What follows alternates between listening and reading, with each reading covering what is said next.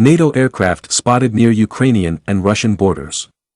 Fighters and bombers from NATO countries and the U.S. Air Force were spotted near the Russian and Ukrainian borders. After Russian President Vladimir Putin signed a decree recognizing the independence of the Donetsk and Lugansk People's Republics, fighters and bombers from NATO countries and the U.S. Air Force were seen in the sky over the Black Sea.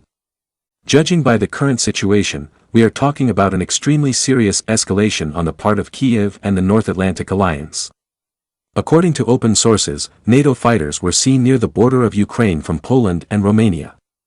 Several combat aircraft, and we are talking, presumably, about the F-18 fighter bombers of the U.S. Navy from the air wing of the aircraft carrier Harry Truman, which were accompanied by one tanker aircraft, were seen in the western part of the Black Sea.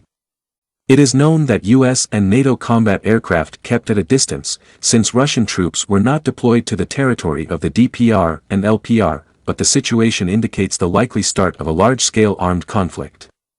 At the moment, the armed forces of Ukraine are actively striking at the territory of the Donetsk and Lugansk People's Republics, using almost all the weapons deployed in the region, with the exception of multiple launch rocket systems.